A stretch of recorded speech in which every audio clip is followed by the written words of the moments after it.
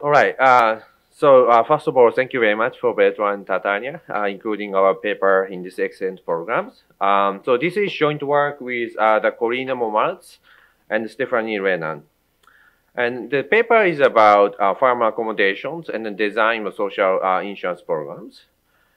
And like the paper we saw from yesterday, we know that households face many shocks that may adversely affect labor market outcomes. So these include health and disability risk that we found can be very important from yesterday. And obviously, understanding their labor market impact is essential to design the social insurance policies. And in thinking about these issues, we take a stance that firms in the labor market may play an important role in determining the size of labor market shocks. And there are multiple reasons we think it's relevant. First, firms may directly provide some insurance contract to the workers through the maybe wage contract or maybe provision of the various insurance benefit. Like in the case of the US, health insurance is kind of key, the insurance product. And another possible margin, which is the focus of this paper, is firms' accommodations. So the firm accommodation here, we define that it is any actions the employer takes to adjust the work environment for workers who benefit from these assistance. So like just for realistic example, these accommodations may be provided through the provision of the alternative, task arrangement or work, arrangement, or maybe firm may provide some retraining opportunity for someone who need to acquire some new skills based on the type of shock they are hit. And in the short run, this type of accommodation may reduce the distributivity of the work arising from the labor market shocks. But in the long run, it can potentially increase the workers' productivities, maybe through the channels like we know about some sort of training, in the context of labor market. And indeed, there are many policy proposals to subsidize in-firm accommodation in the various contexts. And the goal of this paper is to examine the labor market impact of the farm accommodations and assess their implications for the design of social insurance. So our context in this paper is the work-related workplace disabilities and workers' compensation program in the state of Oregon. Obviously, like work-related injuries, important risk, which is related to the current paper yesterday, and it is a major source of a disability risk and also labor force exit.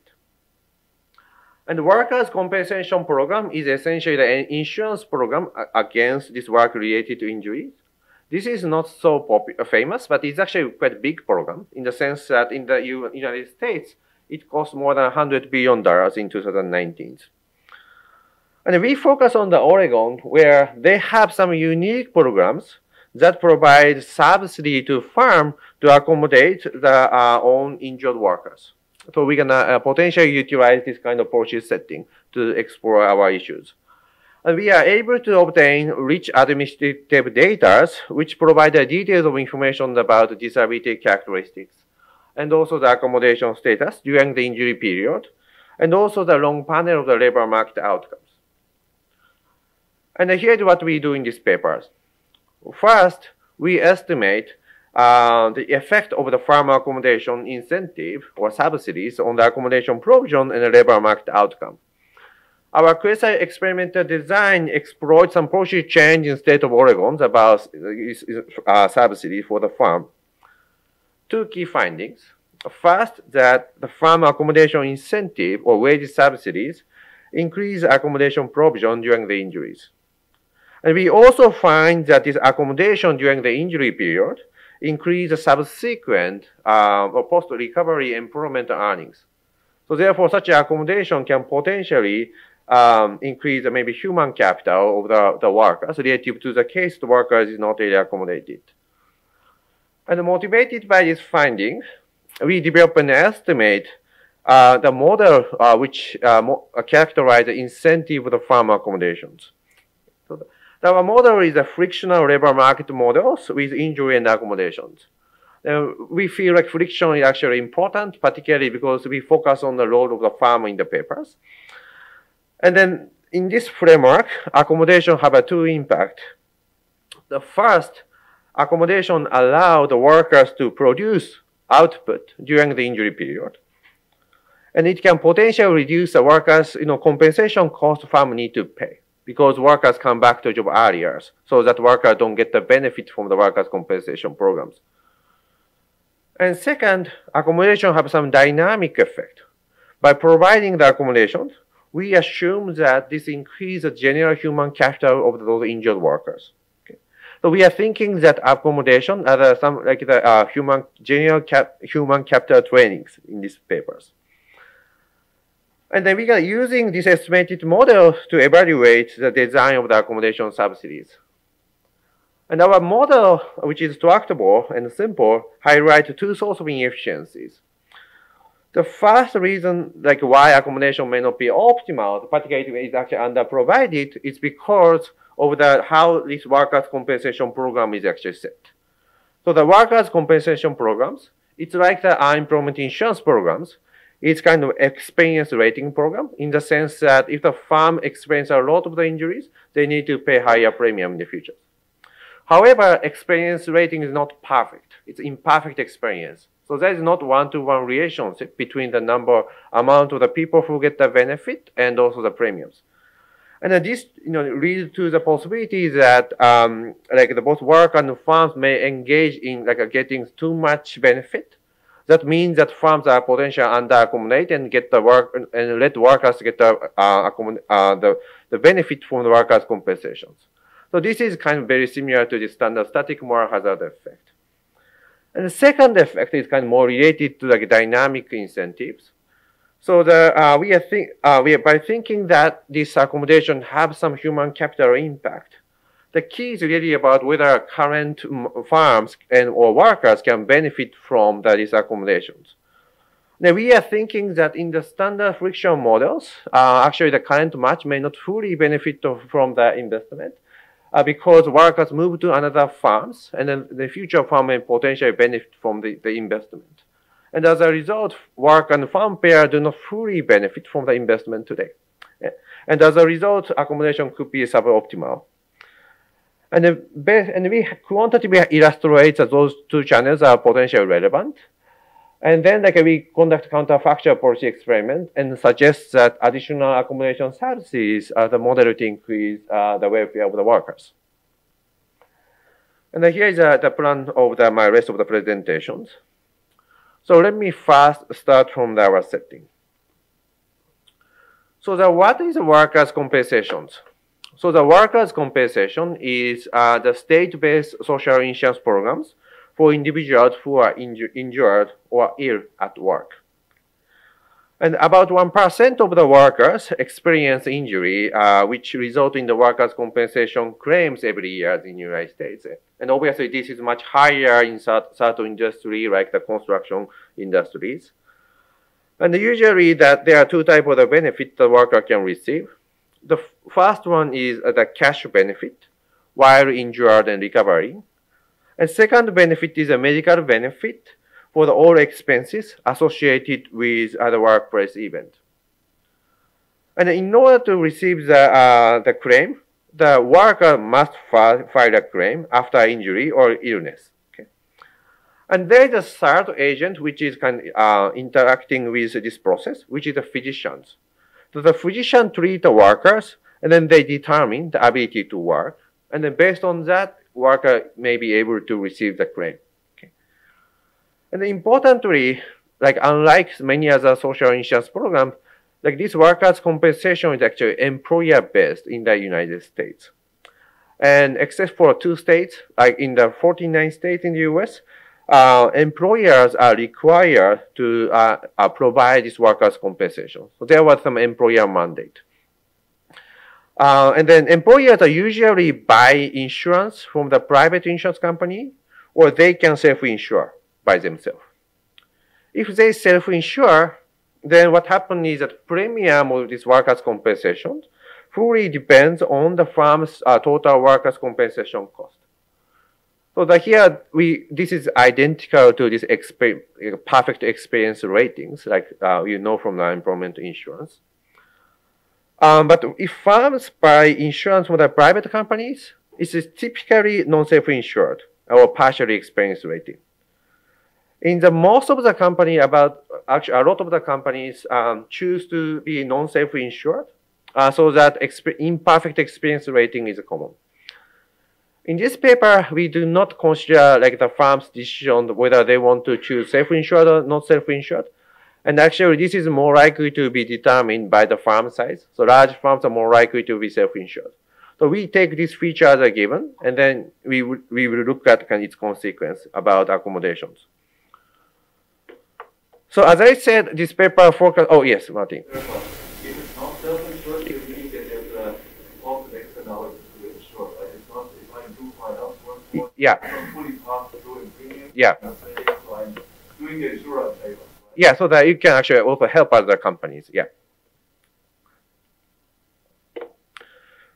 Yeah, and then so in this paper is about the firm accommodations, and so the accommodation can happen in different timings, particularly about work-related injuries. So in this paper, like we focus on the firm accommodation during the injury period, or sometimes this is called early accommodations, which actually the policymakers are a lot of interest in thinking about this design of disability programs.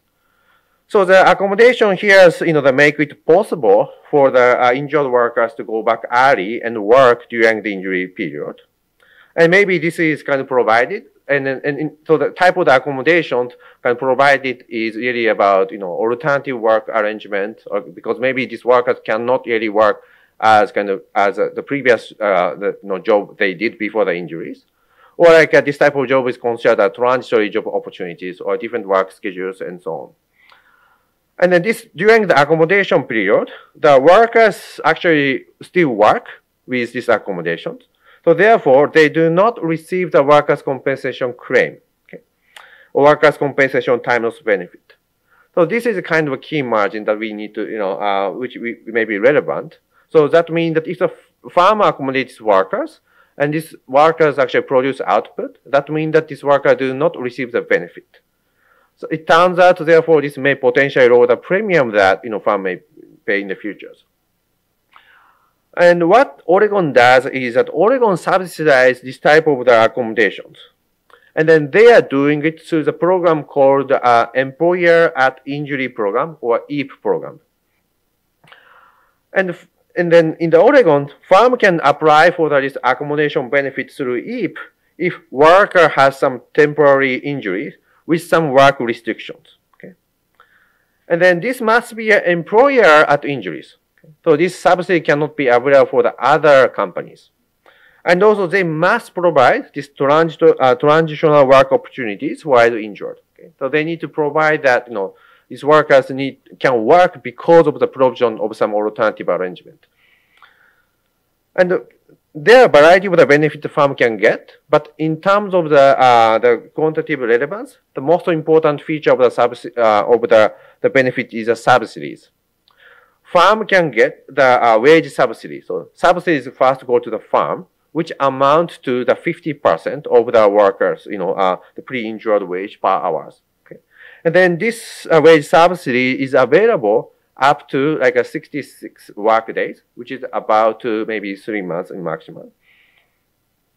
And these benefits are funded through the special payroll tax, which is not really expense rated through the state government. And in the paper, we are thinking that this take up or use of EAP as a firm accommodations. So that means that if firm accommodate, they are applying for this EAP and then get a subsidy.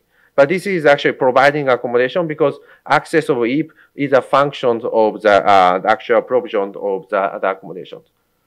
So in the paper, we don't really look at some sort of what kind of accommodation firm provide. So that is partly related to kind of data limitations. We have some imperfect information, but we cannot really creatively utilize at this moment. So therefore, we are thinking more about extensive margin, whether firm accommodate or not accommodate. Okay. And then the goal is to estimate the effect of these accommodation subsidies on the accommodation decisions and the labor market outcomes. So ultimately, we are interested in, by knowing that those impact, we are interested in the accommodations on the effect of accommodations on the labor market outcomes. And our data is from the state of the Oregon's workers' compensation claims. And we are able to match this data with the UI quarterly earnings. And this allows us to observe the detailed measure of the farm injury and worker characteristics. And we could link to the long panel of the earnings and employment. Okay. So type of the workers we don't really observe in our data is a worker who never injured in this data period. Okay, so those are something it's out of our sample. But we know that for some worker who got injury at some point, we know for the long panel, long history of the labor market outcome of these workers. And then what we are exploiting in our cluster experimental design is the wage subsidy change that happened from the 50 to 45% in January 2013. Okay, so this was about a 10% decline in the wage subsidies. So it's kind of similar to like the Martin paper in some sense. It is kind of like a uniform policy change, and then this wage subsidy is actually proportional to wage. So one, like the limitation is that we don't really have a kind of policy variation across the type of the workers or type of farms, just based on the design. And that's, in this case, we can just do the before and the after analysis, which may be subject to the not controlling some time trend effect. So that we are doing kind of related to the previous paper presentation, that we try to create some sort of like treatment and kind of control claims. And what we are doing is that essentially we are trying to think that, classify the farm based on the possible, like, accommodation patterns, before in general. So specifically, we are thinking that there are two time periods, which is a baseline time period, which was much earlier period. And our analysis period is 2010 to 2017. And what we are doing is that we classify farm based on whether farms are usually, farms are unlikely to accommodate or farms are more likely to accommodate based on this baseline period. Specifically, we are thinking that control samples are the samples that the farms, do not accommodate much, in past histories. Okay. And then control group and the treatment group farms are often accommodated depending on when injury happens. Okay. And we are thinking that this kind of control group are unlikely to be affected by this policy change, which is a reduction in wage subsidies, because those farms are anyway unlikely to accommodate even before us. Yeah, and then, but for the treatment sample, like they are more likely to be potentially responsive through this reduction in the wage subsidies. And as long as this treatment group and control group are facing some similar like a labor market shock, which is we need to verify, and then we are thinking this is an appropriate research design. And Tatania? My trying to capture this divided from reduction into groups. Some things can be accommodated, some cannot be. Yeah. So depending on the injury type. Yeah. Yeah, so we are, we see the type of the injury like the, we see, yeah, worker don't want to take a, yeah. So those are something kind of relevant in thinking about the modeling behaviors. But I think you are thinking that if farm can't, it means that maybe farms can be very different. So that actually potentially be relevant. But in terms of like the what we think about research design, what matter is like whether this treatment and control samples are more facing similar labor market shock to identify the effect of accommodation on the labor market. But like you said, this estimate is likely to be local in the sense that we cannot necessarily say that from this estimate, can apply to the farm cannot accommodate because of a cost. So that's something we need to think it's kind of relevant in interpreting. This is kind of like a late estimate that we can be explicit. All right, so then this is our different structures.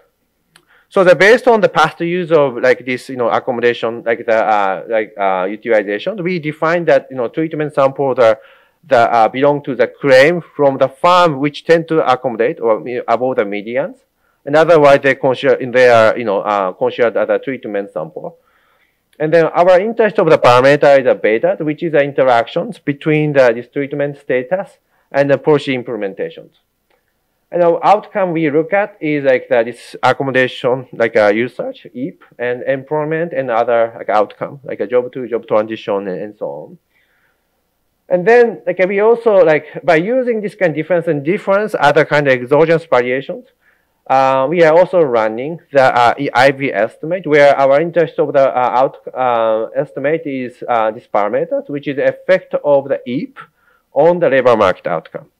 And here, our instrument of EAP is coming from our difference variations. Let me show like some of the data patterns. So this is our like a full sample between 2010 and 2017. So this is again all the workers who got injured. Okay, so this is the characteristics we see from our claim data.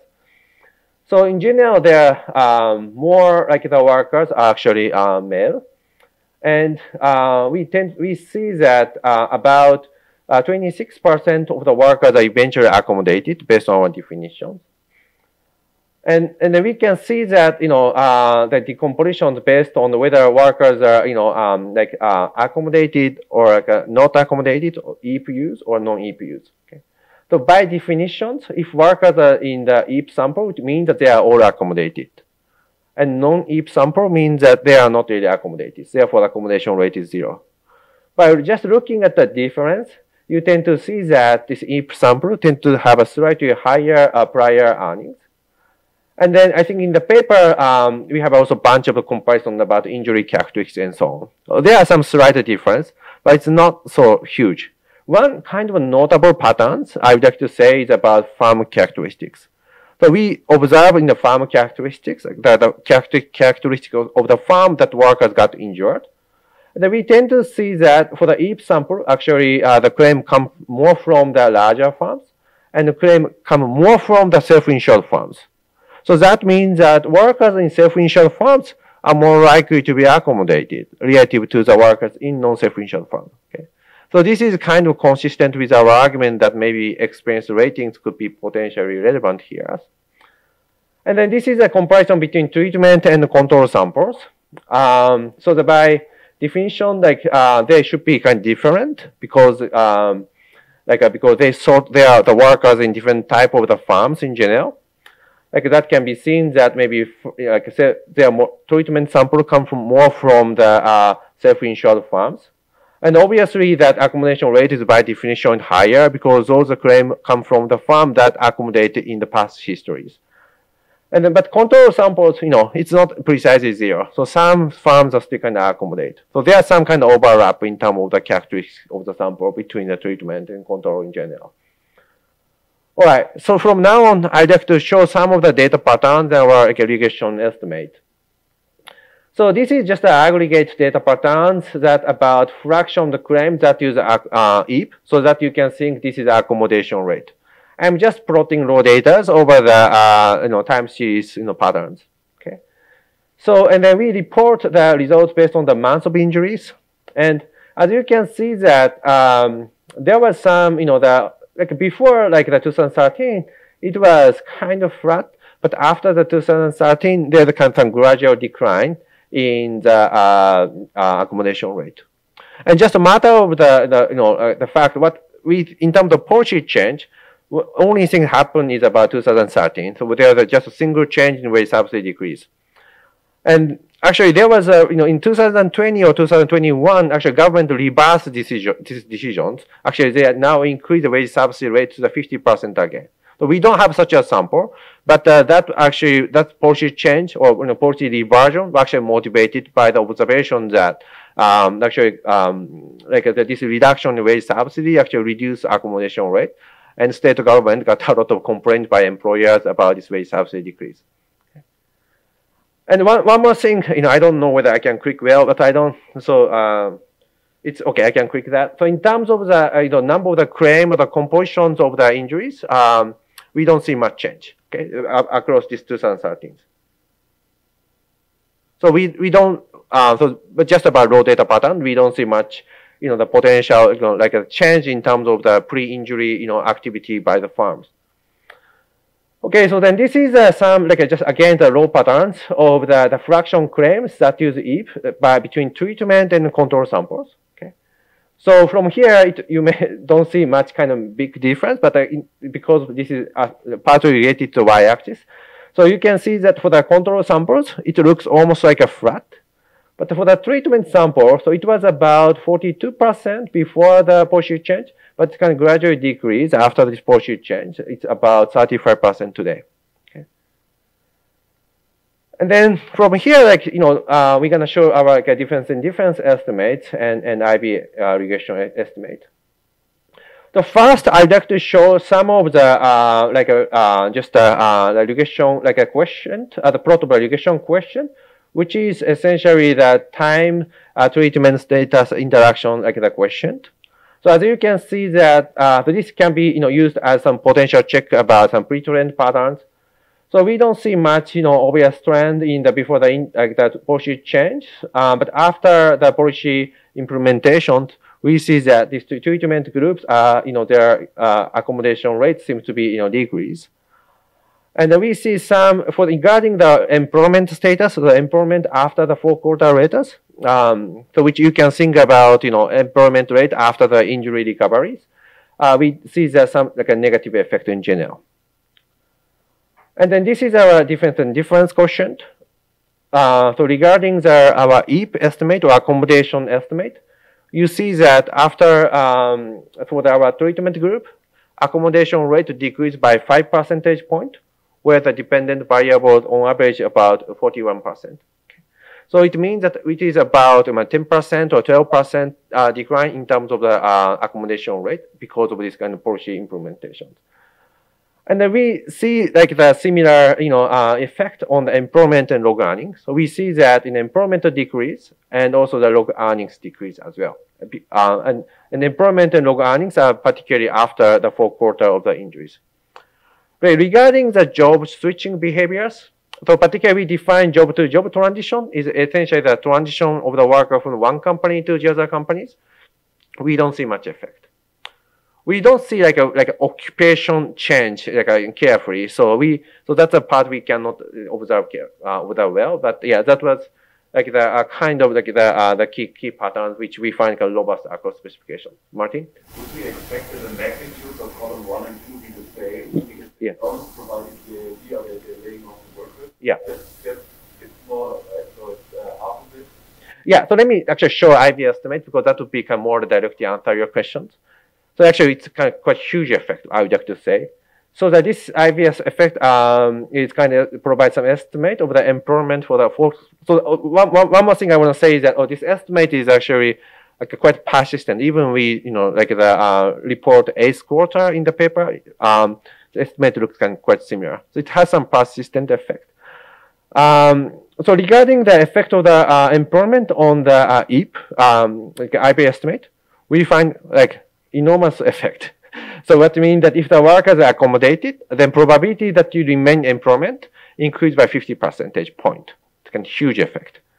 And for the job-to-job, condition working is not really responding. And the earnings, we see also kind of similar effect.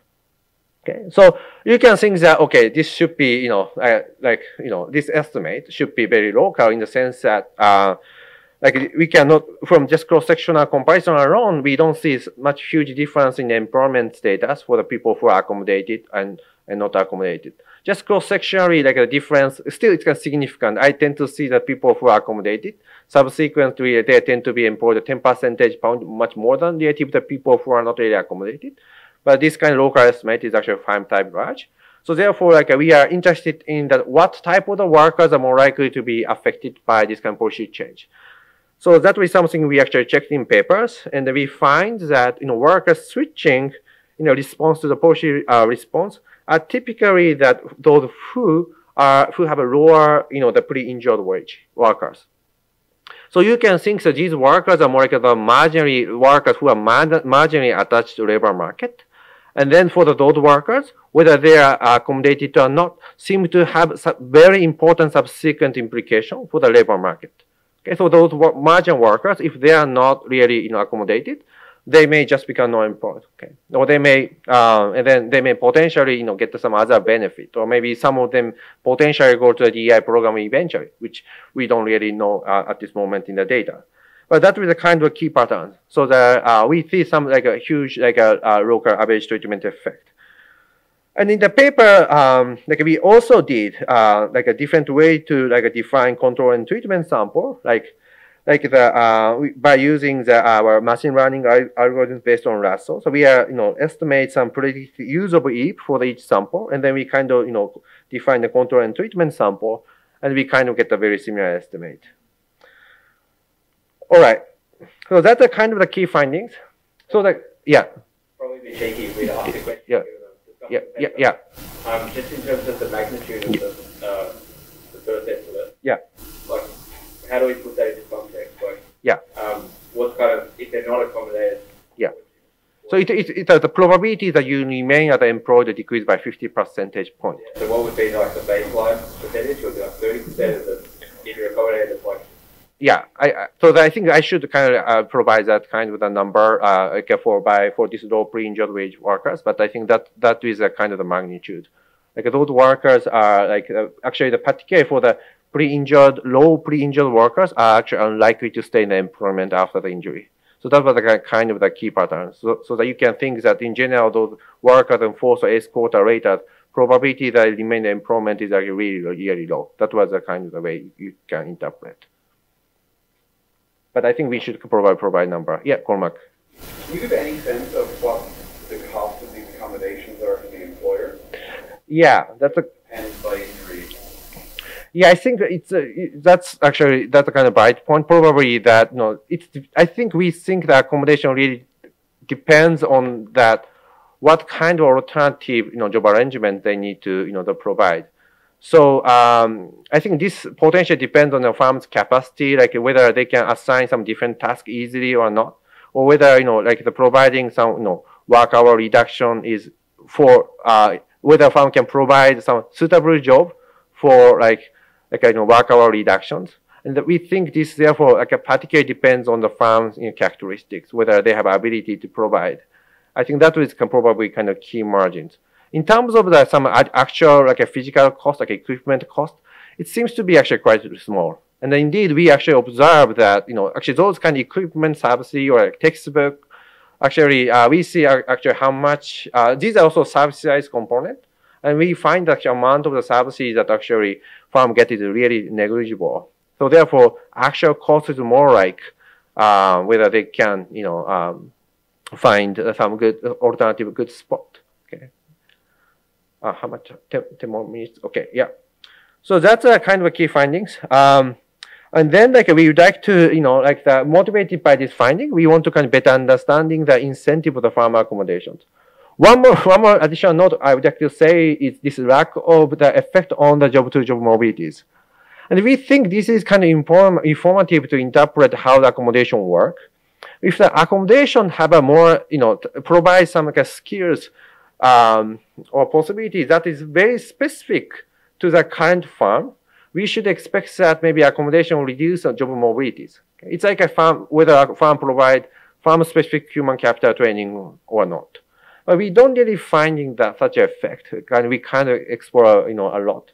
So we kind of motivated that we are kind of thinking that maybe accommodation may provide some useful skill for the future, not only for this firm but for the other firm. So that was the kind of how we think about effect of accommodation in terms of in our modelings. So our model is again kind of relatively simple, frictional bargaining models. So let's consider that workers who are currently matched, worker with type X is actually matched with type Y. Okay, so for exploitational purpose, I will abstract some the type dependence for now. And these workers may potentially hit by some injury shock with some probability Pj. Okay? And then this injury is related to the duration of injury, which is amount of Dj, amount of the period. And then there are two key economic decisions in the models. First one is about bargaining decisions at the point which is made before the injury stage. And second one is renegotiation after the recovery from the injuries. So the ex-ante bargaining determines the wage rate W and also the accommodation decision, which is conditional on some match-specific accommodation cost. Okay. And then the wage rate here, W, must be the same. That is the assumption we impose, regardless of the workers are eventually are injured or workers are not injured. So this is actually motivated by the regulation that firm cannot reduce the wage rate per hours during the injuries. Okay. And then once worker recovers, then work and firm renegotiate. And here maybe workers have maybe different productivities at the moment, so therefore their wage can potentially depend on the history of the injuries. And then during the injury stage, there are two events happens. If the workers are accommodated, then worker receives the wage W1 and produce some output. And then they incur some disutility cost fee. And the firm's net output is equal to F1J chi and receive the wage subsidy, which is delta W. And if not accommodated, worker receives the benefit from the workers' compensation program, B, and then firm makes a zero profit. And once workers recover, and then severe labor market shock happens, workers remain in the same job, or they can exogenously move to a new firm, or they lose a job. Let me formalize our problem more carefully. So this is the ex-ante value of the workers and firm.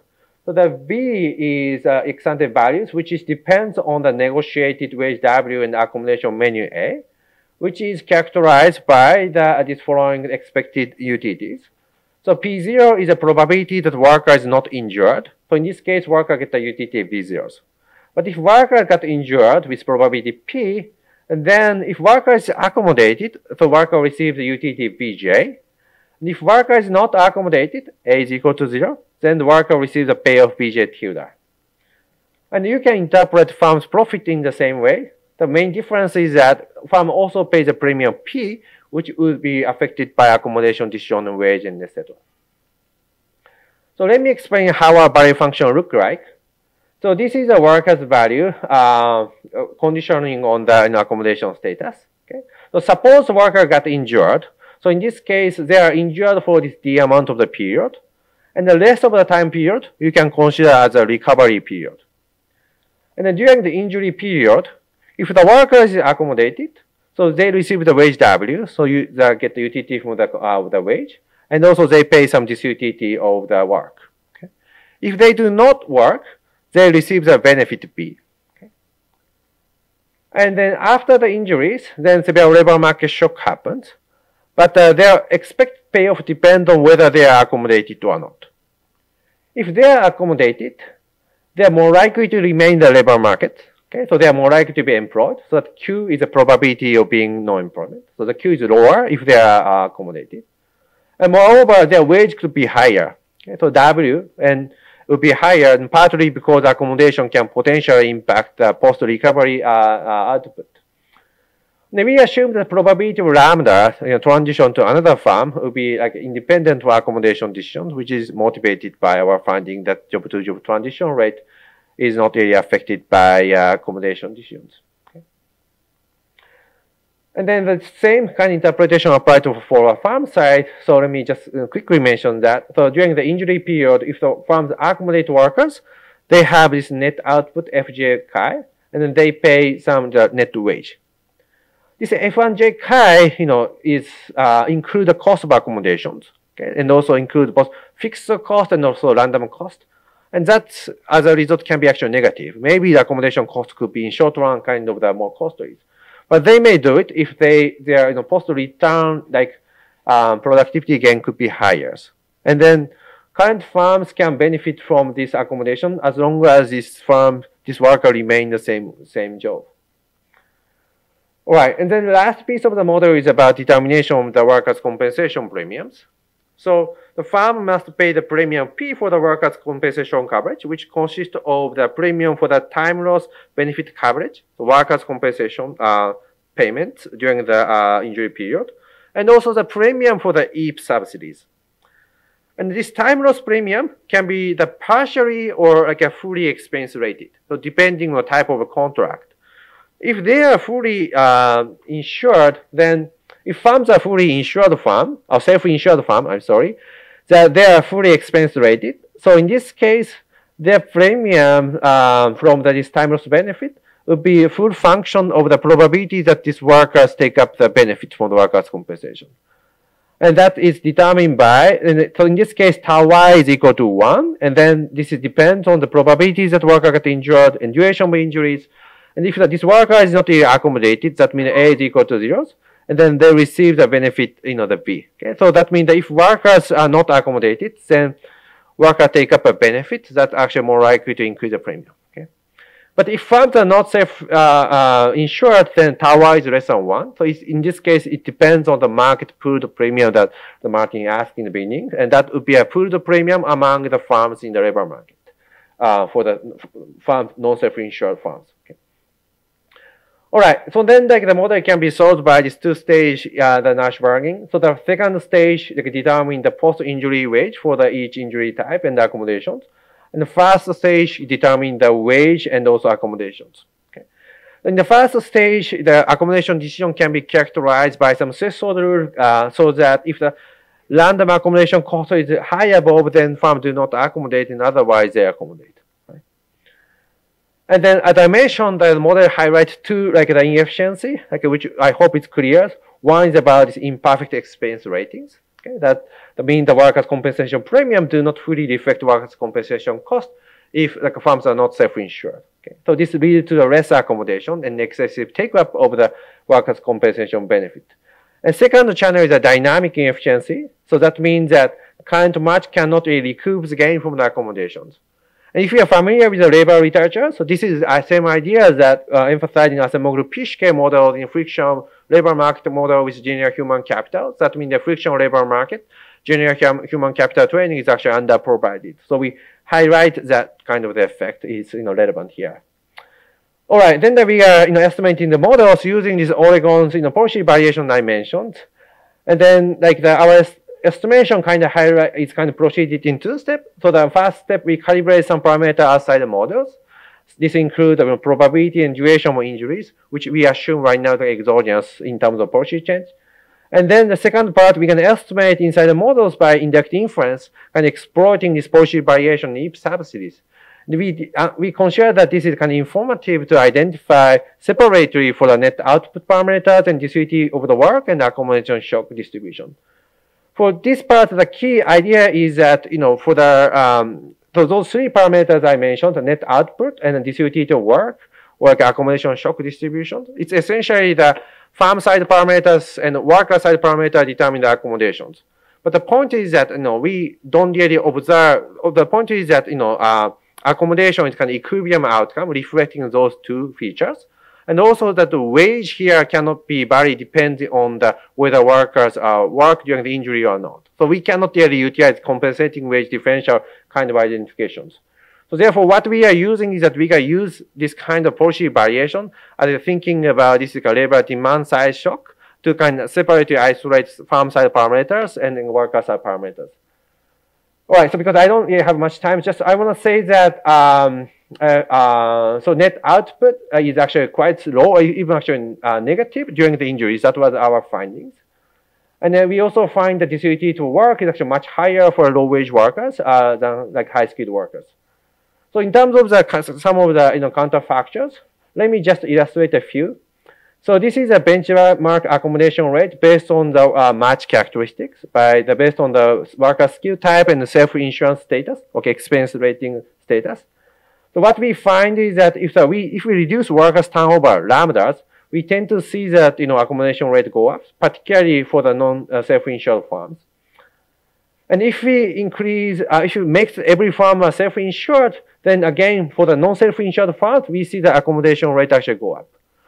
So therefore, both the inefficiency seems to be relevant in explaining the variation in the accommodation rate. Also, some of the primitive matters, something like distributive work, if we reduce the distributive of the work for low-skilled workers, again, the accommodation rate go up. So both primitives and friction matters. And then this is the one counterfactor I want to mention. So this is about welfare impact of changing this wage subsidy for the accommodations. So that means we are optimally we are looking at the welfare impact of the policy parameter delta, the wage subsidies, and then we are looking at its welfare impact on the workers. Okay? And we are doing this as like a revenue neutral policy change.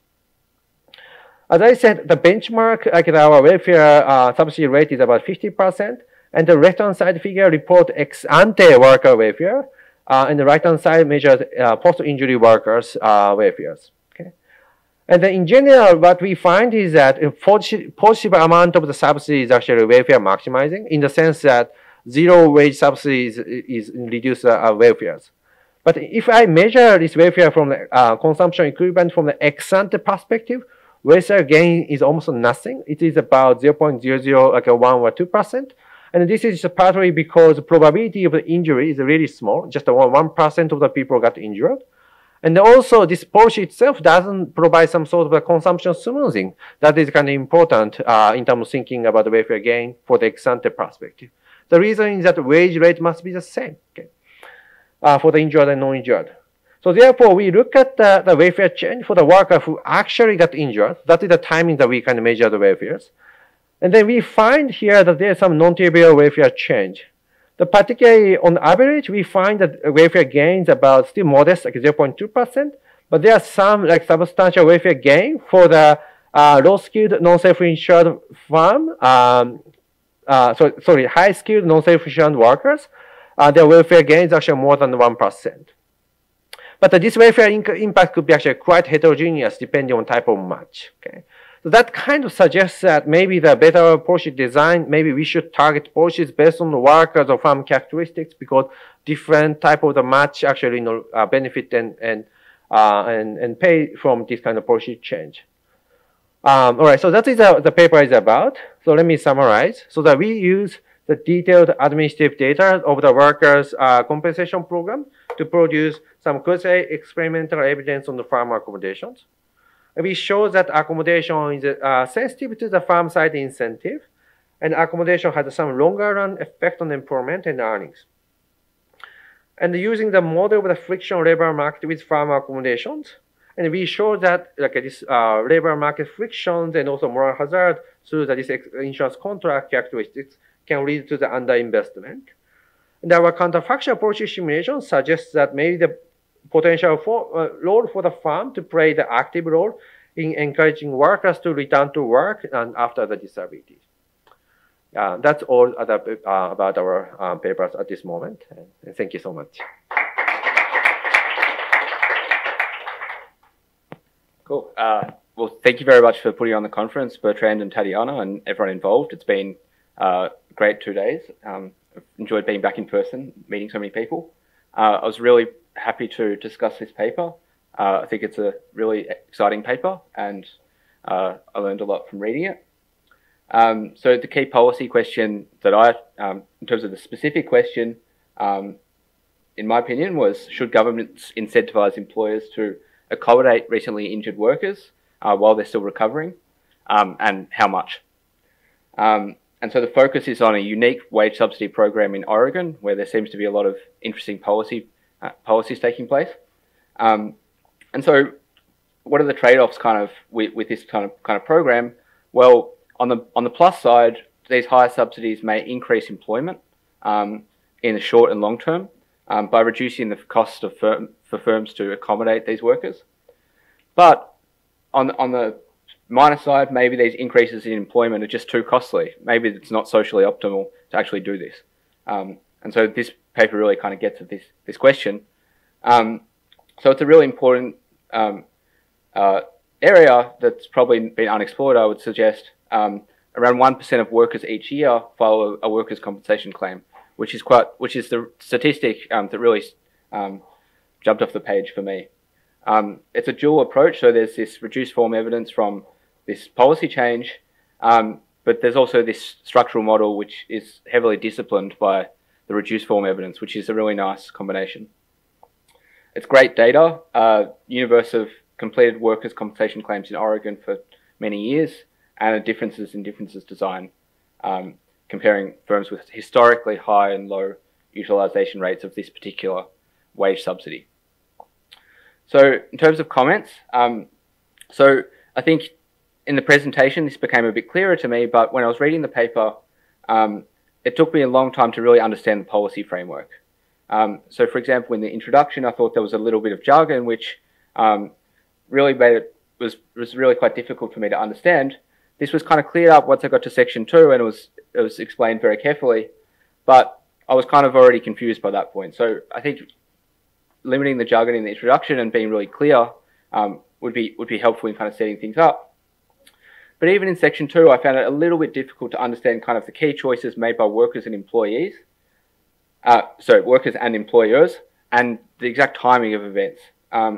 So my suggestion would be to kind of make this clear, possibly with a diagram or something, something to that effect. And so while discussing this paper, I kind of made my own diagram, which you can copy or adapt as you wish.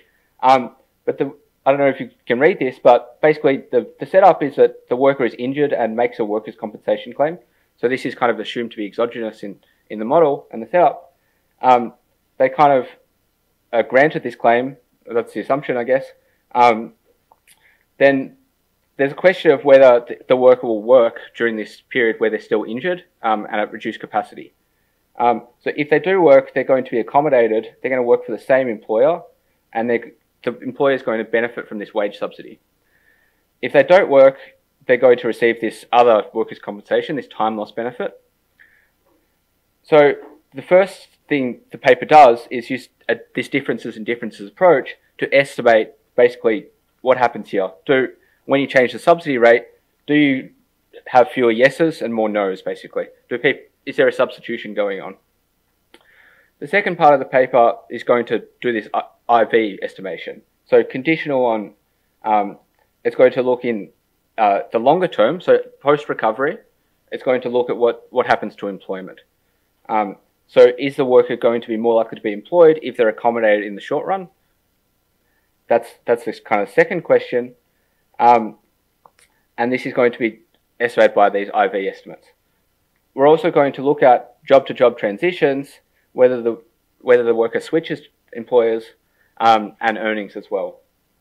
So that's kind of how I saw the setup, but something like this could be really helpful in kind of explaining it. There was also, when I read the reduced form section, there were certain choices that were made in terms of the empirics, which seemed slightly odd. So like, for example, you look at job-to-job transition rates, but you're already conditioning on working in the first place in that case.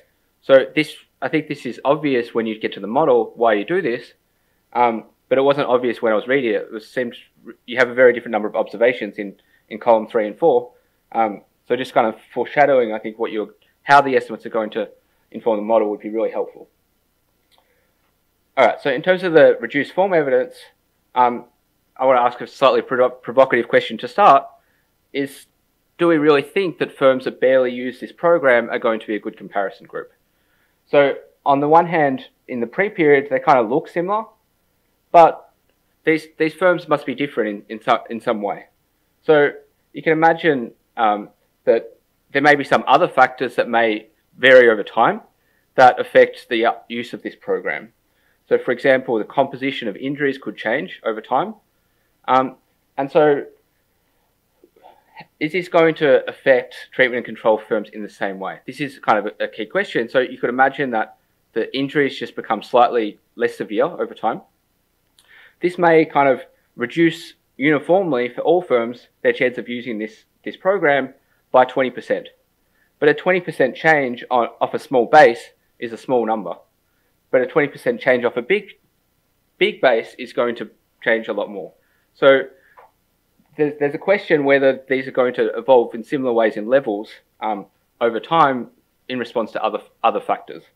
And so I think for the first stage, this is somewhat akin to not having a control group. If you think there are some important other factors that are going to shift the use of this program. So I think for the second stage outcomes, this is likely to be less of a concern. I would expect that employment rates, for example, may be more similar between treatment and control groups in kind of post-recovery period.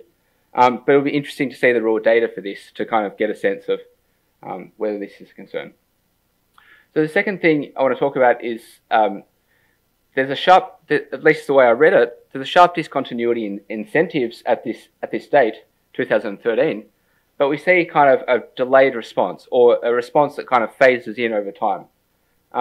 So we don't really see statistically significant effects on the use of this program until late 2015, which is kind of 2.5 years after this reform change.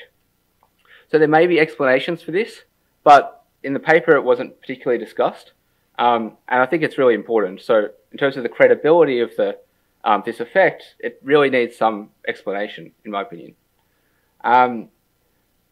Secondly, it may raise concerns with referees, for example, that there's something else going on that's wrong with the empirical strategy. So one thing I thought of is like regression to the mean. So you may have firms that historically were very different in their use of this program, but there could be some regression to the mean over time, where the low using firms kind of have a new manager that suddenly wants to use this program. The high using firms has a new manager that hates this program, for example. And these two lines could just be converging over time in the absence of nothing happening. So that's kind of something that I think you should think about carefully. I have a few comments about the interpretation of the late. So I think it would be helpful to kind of characterize who these compliers are. What are their characteristics? How do they vary compared to the rest of the sample? I think this is going to be important because you're identifying your structural model based off a fairly small change in the subsidy rate from 50% to 45%, but you're going to kind of extend that to 0% to 100%. And this is kind of an out of sample prediction, but these policies would really affect different groups of compliers. So are these late estimates informative? That's something that I think needs some attention.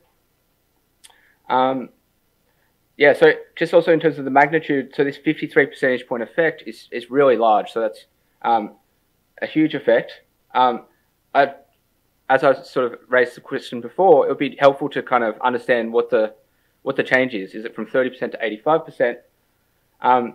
I think in the raw data, if this is really that large, you should be able to see some other striking patterns. So, for example, states that don't have these schemes, you would expect kind of much lower employment rates post these workplace injuries 4 quarters after.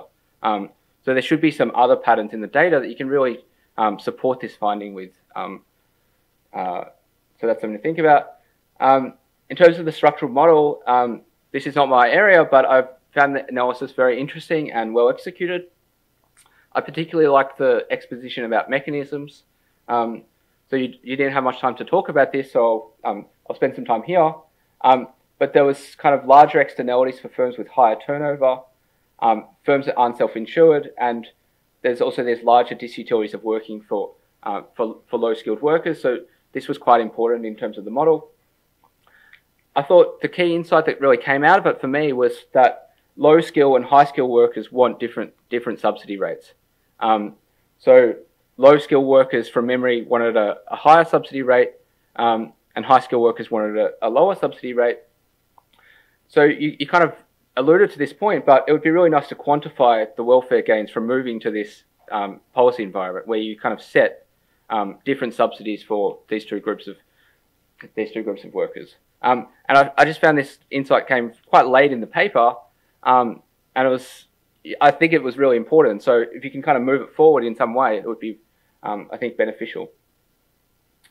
So the final point was the model showed the effects of these different subsidies on welfare, but I really want to understand the intuition for kind of what the trade-off was in terms of this optimal rate. So you show kind of how welfare is affected across these different subsidy rates, but I would also like to see how employment is affected under the different subsidies, and also kind of what the trade-off is, what the downside is from boosting employment. Like, there must be a downside here, and it wasn't really obvious, like reading the paper, kind of what the cost is.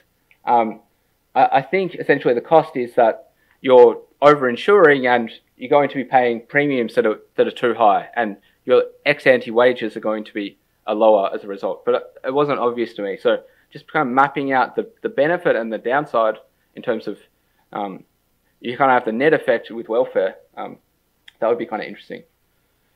So yeah, final comment is, yeah, there's also a literature kind of about the effects of the Americans with Disabilities Act on the employment of people with disabilities. One of these papers, this is quite an interesting literature. There's this JPE paper by Angus and Acemoglu that found this reform, which was designed to kind of help disabled workers. The key finding of this paper was that it had negative effects on the employment of disabled individuals. So this suggests that employers are both responsive to changes in the cost of employing disabled workers, which is kind of consistent with what you find, but it also kind of may be helpful in terms of motivation of the paper, that policies that are seemingly well-designed, well-intentioned, may have perverse effects. And that's potentially an outcome of your research, in that the subsidy rate was 50%, and you're estimating that the optimal rate is actually 40%. So in some ways, although we've had negative effects on employment, maybe we're actually moving towards the optimal rate. Yeah, so that's all I had. I have a few more slides that are just very minor comments, but I'll send you my slides, and hopefully all these comments will be helpful.